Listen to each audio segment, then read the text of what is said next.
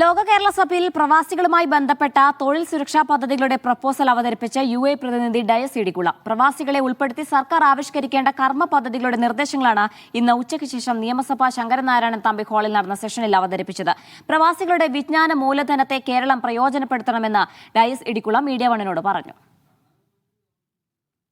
കേരളത്തിൻ്റെ വൈജ്ഞാനിക മൂലധന സമ്പദ്ഘടനയെ പ്രോത്സാഹിപ്പിക്കുവാൻ കഴിയുന്ന രീതിയിൽ ലോക കേരള സഭാ മെമ്പർമാർക്കുള്ള ബന്ധങ്ങളെയും സ്വാധീനങ്ങളെയും കേരളത്തിലെ കലാലയ ക്യാമ്പസുകളിൽ ഇൻട്രൊഡ്യൂസ് ചെയ്യാൻ കഴിയുന്നൊരു തുടർ സംവിധാനം കേരള ഗവൺമെൻറ് ഏറ്റെടുത്താൽ കേരളത്തിലെ വിദ്യാർത്ഥികൾക്ക് വലിയ സാധ്യതയാണ് ലോക വിപണിയിൽ ഉണ്ടാകാൻ പോകുന്നത്.